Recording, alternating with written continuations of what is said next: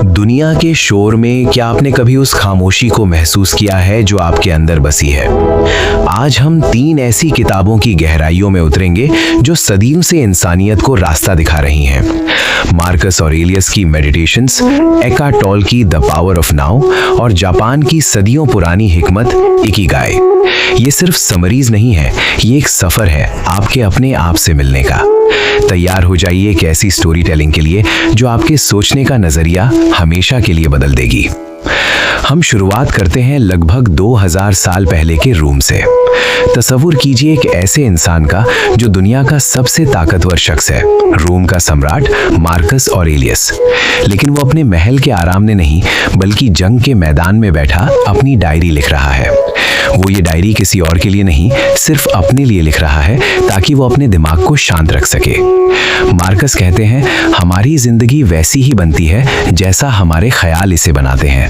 Stoicism का ये सबसे बड़ा सबक है। वो हमें सिखाते हैं कि दुनिया में 2 तरह की चीजें होती हैं, एक वो जो हमारे काबू में है और दूसरी वो जो हमारे काबू में नहीं है। मौसम, दूसरों की बातें, मौत या गुजरा हुआ कल, ये हमारे कंट्रोल में नहीं है। लेकिन हमारी अपनी सोच, हमारा नजरिया और हमारे कर्म, ये पूरी तरह हमारे हाथ में है। मार्कस अपनी डायरी में लिखते हैं कि जब आप सुबह उठें तो खुद से कहें, आज मुझे ऐसे लोग मिलेंगे जो बदतमीज होंगे, एहसान फरामोश होंगे और झूठे होंगे। लेकिन उनका ये कहना नफरत से नहीं था, उनका मतलब था कि ये उनका स्वभाव है और मेरा स्वभाव है शांत रहना। अगर मैं उनकी वजह से गुस्सा होता हूँ तो मैं अपनी ताकत उन्हें दे रहा हूँ। वो हमें सिखाते हैं कि मौत से डरना फिजूल है क्योंकि ये कुदरत का एक हिस्सा है। जरूरी ये है कि जब तक हम जिंदा हैं हम एक अच्छे इंसान बने, हर मुश्किल को एक मौके की तरह देखें। एक पत्थर को जब हवा में उछाला जाता है तो गिरते वक्त उसे कोई नुकसान नहीं होता और उठते वक्त कोई फायदा नहीं होता, वो सिर्फ एक पत्थर है। वैसे ही हमारी जिंदगी के हालात हैं, वो सिर्फ हालात हैं, अच्छे या बुरे हमारी सोच उन्हें बनाती है। अब हम हजारों साल आगे आते हैं एकार्ट टोल की तरफ। एकार्ट एक ऐसे इंसान थे जो बरसों तक डिप्रेशन और डर में जिए। एक रात उन्हें लगा कि वो अब और नहीं जी सकते। उनके दिमाग में एक ख्याल आया, मैं अपने आप को और बर्दाश्त नहीं कर सकता। तब उन्हें एहसास हुआ, अगर मैं अपने आप को बर्दाश्त नहीं कर सकता तो इसका मतलब है कि अंदर 2 लोग हैं, एक वो जो सोच रहा है और एक वो जो उसे देख रहा है। यहाँ से जन्म होता है द पावर ऑफ नाउ का। एकार्ट कहते हैं कि हमारा दिमाग या तो गुजरे हुए कल में फंसा रहता है या आने वाले कल की फिक्र करता रहता है। लेकिन सच्चाई ये है कि पास्ट और फ्यूचर सिर्फ हमारी सोच की एक बनावटी तस्वीर है, असलियत सिर्फ अभी में है, द प्रेजेंट मोमेंट। सोचिए, क्या आपके पास अभी के लम्हे में कोई समस्या है? शायद आपके पास फिक्र है कि कल क्या होगा या पछतावा है कि कल क्या हुआ था। लेकिन इस वक्त, इस सांस में सब कुछ ठीक है। टोल हमें सिखाते हैं कि हम अपने दिमाग के गुलाम बन गए हैं। हमारा दिमाग हमेशा बातें करता रहता है, हमेशा जज करता रहता है। हमें इस इनर वॉइस से अलग होना सीखना होगा, हमें ऑब्जर्वर बनना होगा। जब आप अपने दिमाग को एक तीसरे इंसान की तरह देखने लगते हैं तो आपकी परेशानियां खत्म होने लगती हैं। उनका एक बहुत बड़ा सबक है एक्सेप्टेंस। जो भी लम्हा आपके सामने है उसे ऐसे कबूल कीजिए जैसे आपने इसे खुद चुना हो। अगर आप उससे लड़ेंगे तो आप सिर्फ अपने लिए दुख पैदा करेंगे। अभी में जीने का मतलब ये नहीं कि आप कल की प्लानिंग ना करें, बल्कि यह है कि आपका होम बेस हमेशा प्रेजेंट होना चाहिए। जब आप पूरी तरह नाव में होते हैं तो आपके अंदर एक ऐसी शांति पैदा होती है जो किसी भी बाहरी खुशी से बहुत बड़ी है।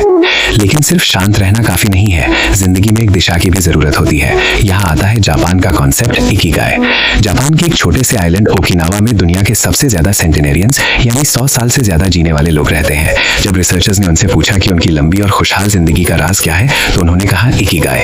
इकिगाई का मतलब है a reason to jump out of bed every morning, वो वजह जिसकी वजह से आप रोज सुबह खुशी खुशी उठते हैं। ये 4 चीजों का मेल है। पहला, वो काम जो आपको पसंद है। दूसरा, वो काम जिसमें आप माहिर हैं। तीसरा, वो काम जिसकी दुनिया को जरूरत है। और चौथा, वो काम जिसके लिए आपको पैसे मिल सकते हैं। जब ये 4 सर्कल्स मिलते हैं वहां आपका इकिगाई होता है। ओकिनावा के लोग कभी रिटायर नहीं होते, वो मरते दम तक अपने इकिगाई पर काम करते रहते हैं। इसका मतलब ये नहीं कि वो बहुत बड़े बिजनेस करते हैं। एक माली का इकिगाई अपने बगीचे का ध्यान रखना हो सकता है, एक माँ का इकिगाई अपने बच्चों की परवरिश हो सकती है। इकिगाई हमें फ्लो के बारे में भी सिखाता है। जब आप किसी काम में इतने डूब जाते हैं कि आपको वक्त का पता ही नहीं चलता तो आप आप फ्लो स्टेट में होते हैं। इस स्टेट में जीना ही असली खुशी है। साथ ही ये किताब हमें वाबी साबी के बारे में बताती है, यानी इम्परफेक्शन में खूबसूरती ढूंढना। जिंदगी परफेक्ट नहीं होगी, लेकिन वो खूबसूरत जरूर हो सकती है।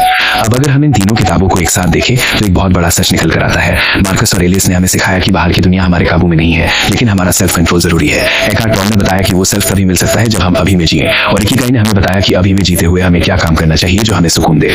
तसव्वुर कीजिए एक ऐसी जिंदगी जहां आप सुबह उठते हैं क्योंकि आपके पास एक इकिगाई है। रास्ते में जब कोई आपका रास्ता काटता है या कोई आपको बुरा भला कहता है तो आप मेडिटेशन की तरह शांत रहते हैं क्योंकि आपको पता है कि आपके कंट्रोल में नहीं है। और दिन भर के काम के बीच आप द पावर ऑफ नाउ की वजह से हर लम्हे का आनंद लेते हैं बिना किसी कल की फिक्र के। दोस्तों, ये किताबें सिर्फ कागज का ढेर नहीं है, ये एक लाइव मैप है। मार्कस हमें मजबूती देते हैं, एकार्ट हमें शांति देते हैं, और इकिगाई हमें एक मकसद देती है। हमारी जिंदगी इन तीनों के बिना अधूरी है। हम अक्सर खुशी को बाहर ढूंढते हैं, पैसों में, शोहरत में या रिश्तों में, लेकिन इन तीनों किताबों का निष्कर्ष यही है कि खुशी एक इनसाइड जॉब है। स्टोइसिज्म आपको मजबूत बनाएगा, प्रेजेंस आपको शांत बनाएगी, और इकिगाई आपको जिंदा दिल बनाएगी। आज से ही एक छोटा सा बदलाव कीजिए। जब भी दिमाग परेशान हो पूछिए, क्या ये मेरे कंट्रोल में है? जब भी फिक्र हो खुद से कहिए, अभी क्या हो रहा है? और जब भी उदास हो, ढूंढिए अपना इकिगाई। जिंदगी बहुत छोटी है उन चीजों के लिए जो मायने नहीं रखती, और बहुत खूबसूरत है उन लोगों के लिए जो यहाँ और अभी में जीना जानते हैं। अपने अंदर के उस सम्राट को जगाइए, उस ऑब्जर्वर को पहचानिए, और अपने मकसद को पकड़ कर रखिए। यही राज है एक ऐसी जिंदगी का जो सिर्फ गुजरे नहीं बल्कि खुलकर जी जाए। उम्मीद है ये सफर आपके दिल को छू गया होगा। अगली बार फिर मिलेंगे एक नई कहानी और नए सबक के साथ। शुक्रिया।